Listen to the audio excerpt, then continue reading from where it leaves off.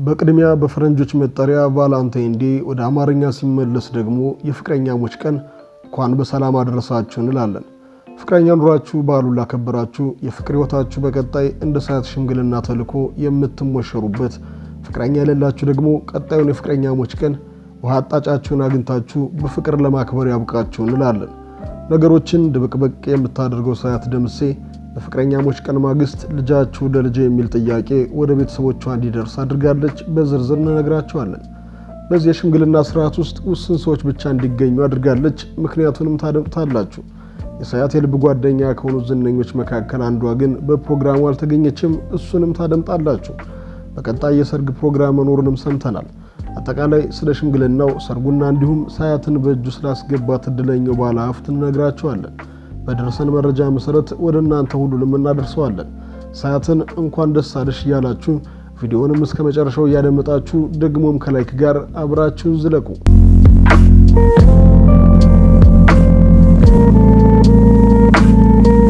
2018 በኢትዮጵያውያን ዘንድ በልዩነት የሚወደዱ እንስቶች የሚሞሸሩበት ዓመት እየሆነ ነው። የፍናንድሩ አነጋጋሪ ሰርግ ሲካሄድ ቀጣዩ ሙሽራ ማርታ ጎይቶም ናት የሚል ምልክት ወይም ውክልና ያለው አበባ ከፍናን ወደ ማርታ ቢላክም ከማርታ ቀድማ ግን ያልተጠበቀችው ሰዓት ደምሴ ልትሞሸርበት ነው። በቅርብ ጊዜ በቲክቶክ እርዳታ የምናውቀው መልእክተኛው ፊቱን በአደባባይ ገልጾ ሲያሳይና ስማቸው እንዳይጠቀስ በጥብቅ በመንገር እርዳታ ከሚያደርጉ ታዋቂ ሰዎች መካከል ሲጠቅስ ሰዓት ደምሴ አንዷ መሆኗን ተናግሮ ነበር። ከዛ ጋር ተያይዞም ሰዓት የሱን ፎቶ አድርጋ አንተ ፀሐይ ነህ የሚል መልእክት ስታጋራ መልእክተኛውም ስላንቺ ደግነት ገና ብዙ መሰክራለሁ አይነት ንግግር ሲመልስ አብዛኛው የሚዲያ ሰው ሁለቱ ጥንዶች ናቸው እያለ ሲያወራ፣ ሌላው ደግሞ እባካችሁን ተጋቡ እያለ ሲወተውት የነበረ መሆኑ የሁላችንም የቅርብ ጊዜ ትውስታ ነው። ታዲያ ሰዓት መልእክተኛው ጋር የፍቅር ህይወት አላት እየተባለ ወሬው ሲዛመት መልእክተኛው በዎቾ ጉድ ፖድካስት ቀርቦ የለም እኔና እሷ ምንም አይነት የፍቅር ግንኙነት የለንም፣ እሷ ከአንድ መልካም ሰው ጋር ያለች ጥሩ ሴት ስለሆነች እንደዚህ እየተወራ መበጥበጥ የለባትም በማለት ሰዓት የራሱ የሆነ የፍቅር ህይወት ውስጥ መሆኗን አብስሮን ነበር። ታዲያ የመልእክተኛው ንግግር እውነት መሆኑን በፍቅረኛሞች ቀን ማግስት በተካሄደ ሽምግልና ተረጋግጧል። ነገሮችን መደባበቅ የተለየ ተሰጥኦ እንደሆነ የሚነገርላት ሰዓት ደምሴ አይደለም የራሷን ቀርቶ በዙሪያዋ ያሉ የቤተሰቦቿን የግል ህይወት እንኳን በተጠንቀቅ ቁማ ትጠብቃለች። ነገሮችን ሁሉ ከሚዲያ እንዲሸሸጉ ታደርጋቸዋለች። ባሳለፍነው ዓመት በወዳጅነት ፓርክ ውስጥ በተካሄደው የሰዓት ደምሴ የእህቷ ሰርግ ሰዎች በግል ካሜራቸው እንዳይቀዱ የሰርግ ፕሮግራሙን በምስል ለማስቀረት የተቀጠሩት የካሜራ ባለሙያዎች እንኳን እጅግ የሚታመኑና ለሰዓት በጣም የቅርብ የሆኑ ሰዎች እንዲሆኑ የተደረገ ሲሆን ይሄም ተሳክቶላት የእህቷ ሰርግ ምስል በማህበራዊ ሚዲያ እንዳይሰራጭና መነጋገሪያ እንዳይሆን ለማድረግ ችላለች። ስለሷ ባቦሰጥ ብዙ ቢወራም ስላንዳቸውም ግን በመውጣት ምላሽ አትሰጥም። ጥሩም ተወራ መጥፎ ዝም ማለትን ትወዳለች። ደግሞም ዝምታዋ የበለጠ ተወዳጅነትን በጥፍ ይጨምርላታል። ታዲያ አሁን ሽምግልና ከሰርግም በላይ ትኩረት እየተሰጠውና በ10 በ20 ሰዎች የማይነሳ ራሱን ችሎ አንድ ቤት የሚያክል ቀይ አበባ በሚሽጎደጎድበት፣ ከተማው ላይ ያሉ የተባሉ ውድ መኪናዎች በሚተለተሉበት፣ የመጠጡና የስጦታ ማት በሚንበሸበሹበት የሽምግልና ዘመን ላይ እየደረስን ቢሆንም ሰዓት ደምሴ ግን ይህን ማድረግ አልመረጠችም። ምክንያቷ ባለቤቷ ገንዘብ የሌለው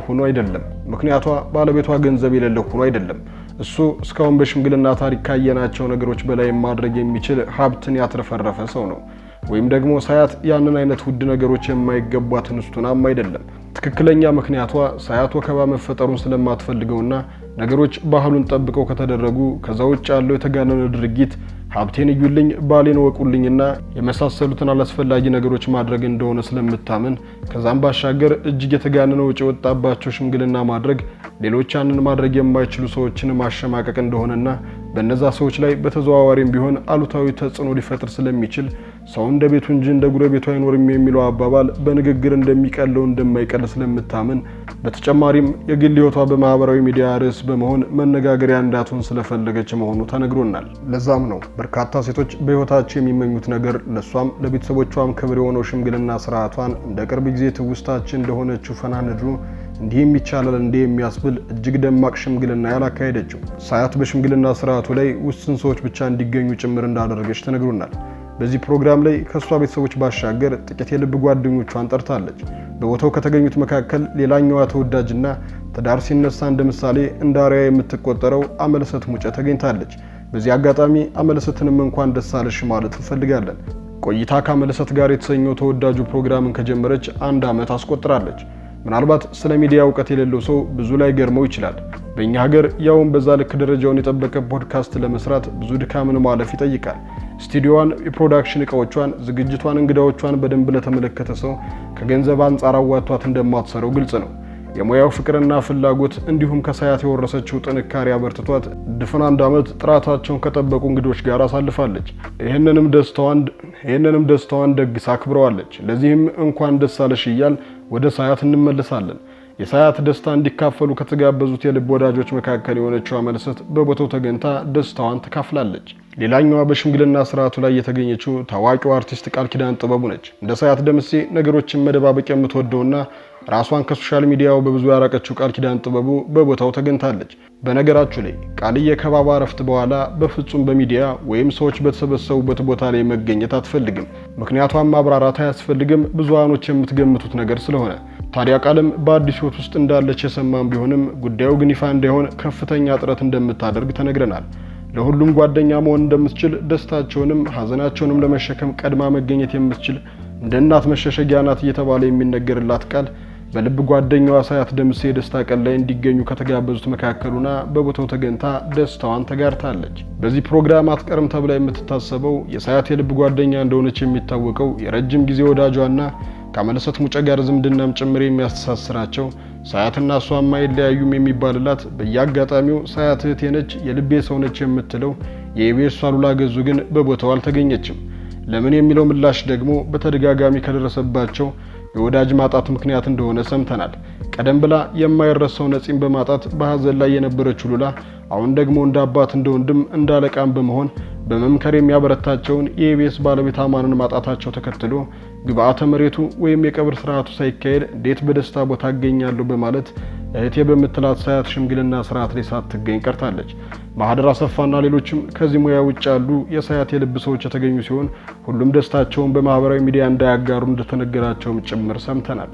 ይህ ሽምግልናውን የላከው ግለሰብ በንግድ ዓለም ውስጥ እንዳለና ከፍተኛ ባለሀብትም እንደሆነ የሰማን ሲሆን ሳያትና ይህ ሰው ረዘም ላለ ዓመት በፍቅር ህይወት ውስጥ አብረው እንደቆዩ መረጃውን የሰጠን ሰው አረጋግጦልናል።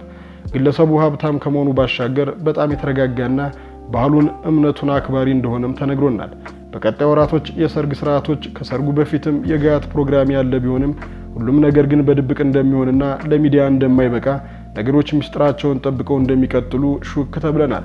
ሰርጉ ከትንሳኤ በዓል በኋላ አረጋውያኖችን በመደገፍ እንደሚካሄድም ሰምተናል።